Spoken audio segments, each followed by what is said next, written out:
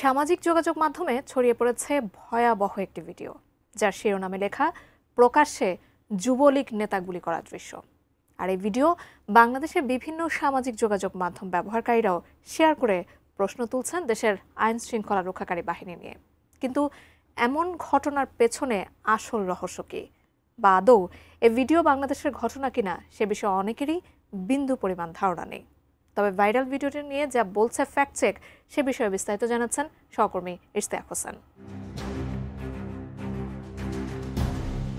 সামাজিক যোগাযোগ মাধ্যমে ছড়িয়ে পড়া একটি ভিডিও নিয়ে নতুন করে শুরু হয়েছে বিভ্রান্তি।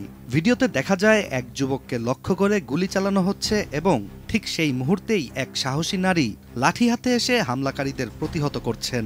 ভিডিওটি বাংলাদেশের বিভিন্ন ফেসবুক পেজ ও গ্রুপে এমনভাবে ছড়ানো হয়েছে যেন এটি বাংলাদেশের কোনো ঘটনা এবং হামলার লক্ষ্যবস্তু যুবলীগের নেতা। তবে এবার ফ্যাক্ট চেকের মাধ্যমে সামনে উঠে এলো ঘটনার আসল রহস্য। প্রাণ সসের মাখামাখি টেস্ট নুডলসকে করে তোলে আরো ইয়ামি আরো জোস। প্রাণ সস, সসের বস।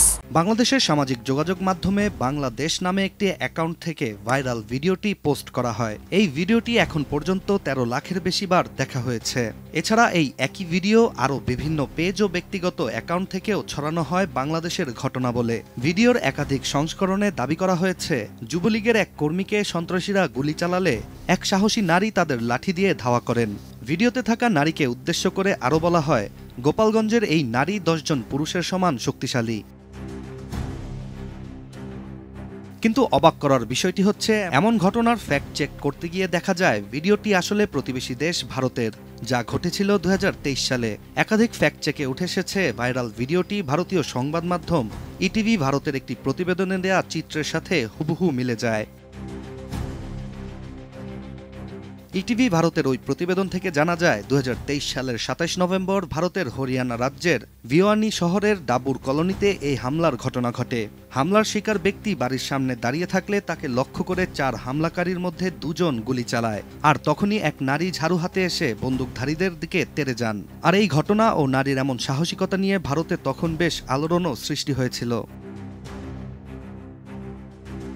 ফলে খুব সহজেই বোঝা যায় ভাইরাল ভিডিওটি যুবলীগ নেতাকে গুলি করার নয়, এমনকি এটি বাংলাদেশেরই ঘটনা নয়। সামাজিক যোগাযোগ মাধ্যমকে ব্যবহার করে একটি দল যে সবসময় মানুষকে বিভ্রান্ত করার ষড়যন্ত্র করে থাকে, তারই অন্যতম উদাহরণ এই video.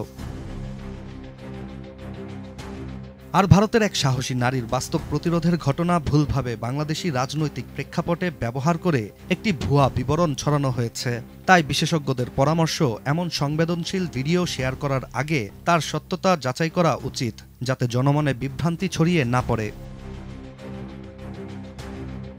Ishtiaq Hossain, ATN news.